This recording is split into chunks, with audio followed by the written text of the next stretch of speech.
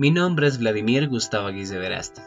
Soy estudiante de la carrera de Psicología de la Universidad Privada Domingo Sabio. El día de hoy hablaré sobre la personalidad narcisista, pero antes conoceremos el origen del mismo. Cuando una persona demuestra un excesivo amor y admiración hacia sí mismo, se dice que es una persona narcisista. El uso de este término lo inició el psicoanalista muy conocido Sigmund Freud en el año 1914. La palabra tiene su origen en un antiguo mito griego, según el cual el dios río Sísifo se enamoró locamente de una hermosa ninfa liriope, y a no ser correspondido, la tomó por la fuerza. Luego de este abominable acto, el dios trató de compensar a la joven, prometiéndole que de su unión nacería un hijo y una hermosura extraordinaria con él, que llevaría por nombre Narciso. La promesa se cumplió, y durante toda su vida, el hermoso Narciso levantaría enormes pasiones entre hombres y mujeres, e incluso dioses. Pero el joven era indiferente a los ardores que generaba, y vivía solamente para regocijarse de su hermosura. Cierto día, Narciso descubrió que su propio reflejo en el agua de un arroyo, y desde ese momento no se separaba de la orilla, y pasaba horas enteras mirándose, y de esa manera igual admirándose, hasta llegar a estar enamorado de aquella hermosa imagen. A tal punto llegó su pasión que en un intento loco por abrazar a aquel divino joven cuyo reflejo veía en el agua, perdió el equilibrio y cayó muriendo ahogado. Al momento, en aquel lugar de la tragedia, nació una hermosa flor que hasta el día de hoy lleva el nombre de Narciso, el joven que se enamoró de sí mismo. Bueno, luego de haber explicado el origen, ahora sí hablaremos lo que es un narcisista. Pertenece a la personalidad clase B. Este tipo de personalidades se distinguen por ser erráticas, dramáticas y en ocasiones con comportamientos explosivos. Son totalmente inestables, están en desequilibrio en pensamiento, conducta. Todo el tiempo cambian. Por ejemplo, te pueden hablar tranquilo, pero luego te pueden gritar. Te pueden acariciar, pero luego te pueden golpear. Un narcisista. Este tipo de personalidad se caracteriza de personas que tienen una idea exagerada de sí mismas, es decir, con sentimientos de grandeza, ya que esto provoca que el niño, en la etapa de la niñez, se mantenga en esta fase con el egocentrismo. Se caracteriza por estudiar a la persona con relación a las necesidades del otro. Primero, suelen llegar a conocer a esa persona y saber qué es lo que le gusta a ella, y de esa manera complacer sus ambiciones de los demás. Un narcisista también a los demás los ve como inferiores, menos a la madre, y esto se debe al reforzador en la etapa fálica, ya que la madre lo daba sus alabos desde muy niño, y esto hacía de que, cuando sea grande, se vuelva narcisista, pues un narcisista experimenta, y al experimentar puede lograr todo tipo de deporte, porque su desarrollo en la etapa fue capaz de entender al otro. Es una de las herramientas extraordinarias la cual utiliza el narcisista. Un narcisista también pasa por una herida llamada de la misma manera, que implica contactar con el dolor de no conseguir lo que aspiramos ser. Esto puede aparecer por una pérdida, si no nos sentimos lo suficientemente buenos, capaces o especiales. Una explicación de la depresión tiene que ver con la tristeza, que surge ante la devaluación del propio yo. Todos atravesamos por este tipo de heridas, por ejemplo, cuando no somos el centro de atención del mundo para el otro, al darnos cuenta de que no somos perfectos, al equivocarnos también. Sin embargo, cada persona reacciona de acuerdo con los recursos emocionales que tiene, cuando no es capaz de sobreponerse los estados depresivos, que pueden variar en intensidad, pero implican un estado de tristeza, sentimiento de minusvalía, pérdida de interés por el mundo y sentimientos de vacío que se pueden instalar en nosotros. Bueno, relacionando con los temas avanzados, los relacionaré con la personalidad normal, ya que son las experiencias constantes como en la adolescencia, como crecimiento y de las cuales se ajustan a nuestra personalidad, ya que lo normal pasa a ser todo aquello que la población manifiesta con más frecuencia, según la edad, raza, origen y nivel socioeconómico. Aquí entra un narcisista porque lo normal llega a ser lo ideal, mientras que lo anormal implicaría una desviación de lo normal. Luego, con las formas de estudiar de la personalidad, la que más se ajusta a mi más parecer es la psicología ideográfica, ya que tiene el supuesto fundamental de que los individuos son seres únicos e irrepetibles, y su objetivo es comprender al ser humano de forma individual, y se basa en un estudio intensivo del mismo, también de forma individual. La metodología que utiliza el enfoque ideográfico consiste en un examen selectivo de pocos sujetos, ya que aquí se trata de un método clínico. Y para estudiar a un narcisista se utiliza de métodos clínicos. Luego, relacionando con tipos de personalidad, un narcisista llegaría a tener unos tipos de personalidad las cuales se adaptan a su entorno, y por esta razón escogí que es extrovertido y analista. Extrovertido, ¿por qué? Porque posee características sociales y se les facilita trabajar en grupo, y analista para poder seducir a su presa. Un extrovertido, al ser extrovertido, llegará a identificar a su presa y de esa manera sociabilizar con los demás. Al ser analista, son personas que confían en los datos, realizan sus actividades de una manera más práctica y más concreta. Un narcisista, al ser analista, comprende lo que llega a pasar en el entorno y de esa manera el cómo va a actuar. Luego, con los tipos de rasgos de personalidad, sería extraversión, que define el grado en que un individuo se muestra abierto con los demás, o de dicho modo, evalúa cuánto le agrada a un sujeto, está rodeado de otras personas. A las personas extrovertidas les gusta estar con mucha gente, y son a menudo percibidos llenos de energía, con mucha carisma. Por ejemplo, un narcisista utiliza todo esto para poder manipular y cautivar a las personas. Similar a lo extrovertido, similar a lo analítico, porque utiliza esas dos cosas para volverse una extraversión y así utilizar todos sus factores para manipular a las personas y hacer saber de que él es mejor que los demás. Luego, con los enfoques teóricos de la personalidad, que sería el temperamento colérico. Es caluroso, rápido y activo, práctico y voluntarioso, autosuficiente y muy independiente.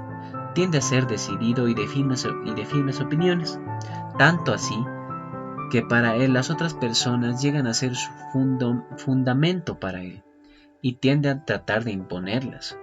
Es extrovertido, no hasta el punto del sanguíneo, indica el temperamento colérico. Un narcisista es colérico para que así obtenga sus beneficios.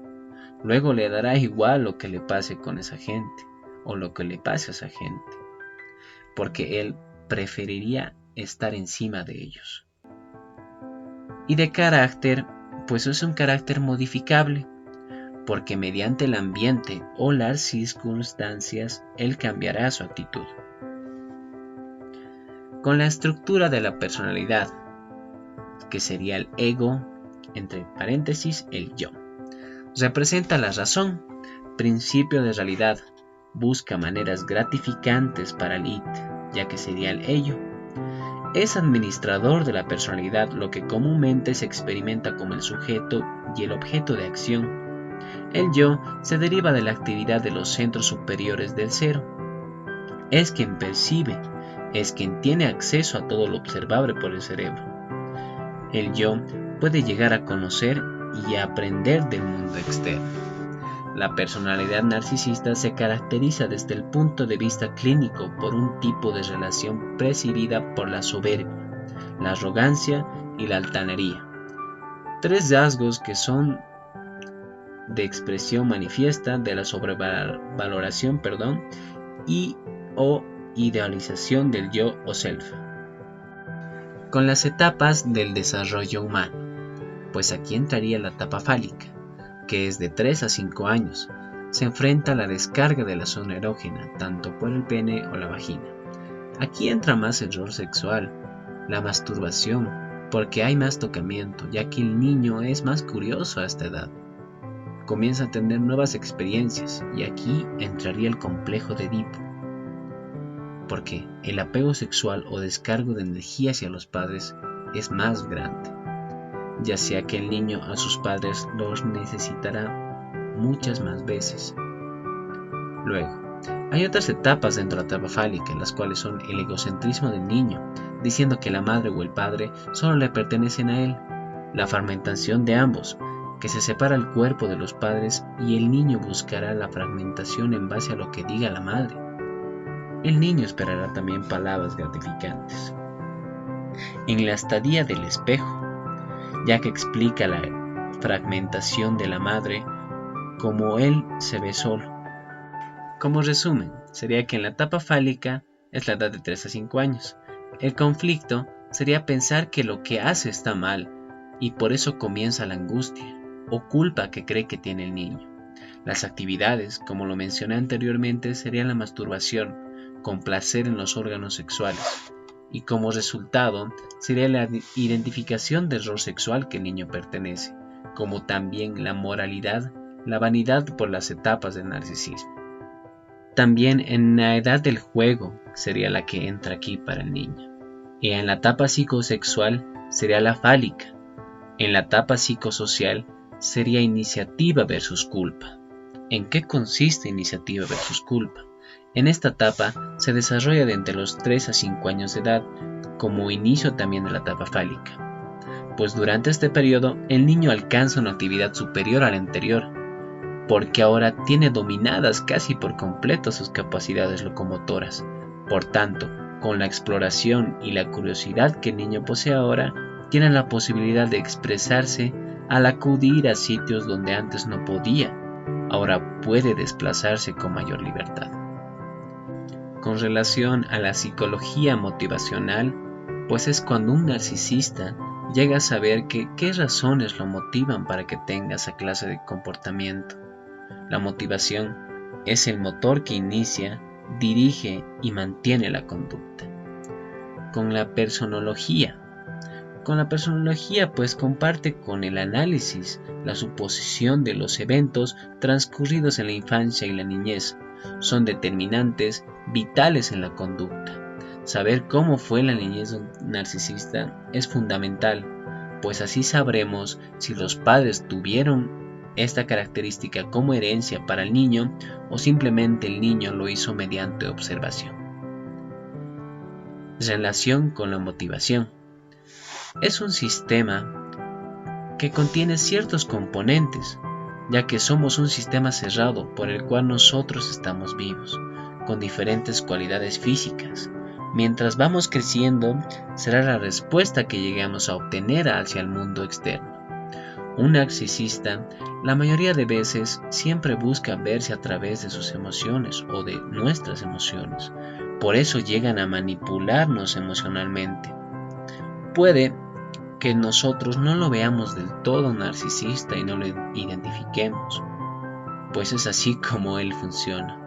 Por esta razón lo motiva a actuar de una forma diferente. En relación con las necesidades que motivan la conducta, lo pude relacionar con el logro, agresión, defensa, dominancia y exhibición, ya que son las necesidades que destacan en un narcisista. El logro. ¿Por qué? Porque se sobrepone a obstáculos rivales y empieza a sobrepasar a otros. Lo que percibimos puede generar desde los principios pasos con relación y sensación que yo tenga. Insatisfacción, que me puede motivar para que logre ese objetivo. En el narcisista prefiere resaltar sin importar los demás, al igual que la histriónica, siendo la necesidad resaltante para estas dos personalidades. La agresión, sobreponerse a la oposición de la fuerza. La clase B es donde la necesidad de presentar sus defensas en base a una situación es necesaria aquí. Por eso entra aquí un narcisista. Utiliza primero la defensa para poder llegar a la agresión. Entonces, hablando de la defensa, defender al self contra asaltos, criticismos y culpas. La defensa del self es el yo, es la autoimagen de quienes somos, por lo cual defendemos nuestra manera de pensar, vivir, entre otras cosas. Un narcisista nunca dejará que lo manipulen o maltraten verbal o físicamente. Siempre buscará la manera de defenderse. Y la necesidad de dominancia es influir en la conducta de otros por medio de la sugestión, que quiere decir que estaremos influyendo a los demás por su conducta. Al sugestionar, podemos decir que si es que podemos predecir algunas cosas que pasarían a las personas, todas las personalidades de clase A, B y C tienen esta necesidad. El narcisista se sugestiona de forma corporal, de control, de poder y de belleza. Y por último, como última necesidad, la exhibición, causar impresión, ser visto y más que todo también ser oído. Varios tipos de personalidad entrarían en este aspecto, porque es necesario, pues esta, además de decir que un narcisista siempre buscará la manera de llamar la atención, al igual que un histriónico. Tomando en cuenta la personalidad neurótica, Sigmund Freud explicaba que desde lo obsesivo compulsivo, entre otras, en algún momento solemos presentar angustia. Al sentir angustia sentimos culpa y presentamos mecanismos de defensa, lo que es la fóbica. Existirá lo obsesivo, la histeria y fóbica mediante el miedo por cualquier cosa que nos enfrentemos, por lo cual su mecanismo de defensa será fantaseando e imaginándose cosas fantasiosas, y de esa manera alejándose de ello. Para Sigmund Freud, somos perversos porque renegamos de nuestra sexualidad. Y en las etapas psicosexuales, pues cada etapa tendrá su defensa. En la etapa anal se defenderá y cuando sea adulta volverá a esa etapa. Si una persona empieza con la limpieza, lo logrará cambiar. En la etapa fálica, desde pequeños empezamos a seducir como mecanismo de defensa, por lo cual desde niño muestran lo que son en realidad sin una máscara, y de grande de la misma manera. El egocentrismo es su mecanismo de defensa. Tomando en cuenta la estructura de Otto, podríamos decir que la personalidad se encierra o engloba en lo normal y lo neurótico. ¿Por qué en lo normal? En lo normal lleva dentro nuestra identidad, mecanismos de defensa, juicio o sentido de realidad o principio de realidad, y tenemos control de nuestros impulsos. En lo neurótico, la identidad es estable, padecemos de intimidad, buena diferenciación entre el yo y el no yo. Angustia, ya que podemos llegar a sufrir. También pierde la objetividad y de igual manera maneja bien los problemas de los estresores.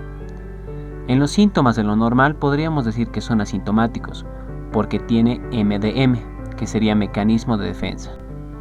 En los síntomas de los neuróticos que presentan mecanismos de defensa, que sería la represión, también son monosintomáticos, por lo cual todo solo tiene un síntoma. Tomando en cuenta el mecanismo de defensa de lo normal, sería su sentido del humor, su altruismo, su racionalización y autoobservación, también tomando en cuenta la intelectualización. Como mecanismo de defensa de los neuróticos, podríamos decir que es la represión, proyección, sublimación, bloqueo, idealización, negación, control, disociación y la intelectualización también de igual manera. La diferencia entre un trastorno de personalidad y la personalidad es la siguiente.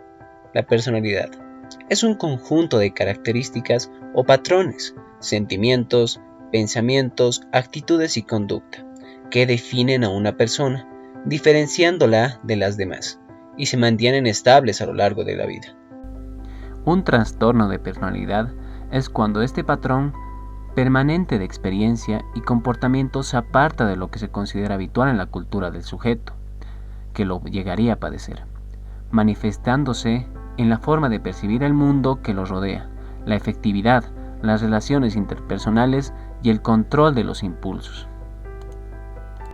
En conclusiones, el día de hoy hablé sobre la personalidad, de un narcisista, y no así lo que es su trastorno de él, por lo cual, si hablaríamos más a detalle de un trastorno, sería en otra ocasión, porque el día de hoy nos enfocamos en cómo sería en base a su personalidad, y no así de su trastorno. El siguiente video fue elaborado con fines educativos, para mostrar cómo se relaciona el tipo de personalidad narcisista con los temas que hemos avanzado en el módulo 10 de la Universidad Privada Domingo Sabio de la carrera de Psicología. Sin más que decir, eso fue todo. Muchas gracias.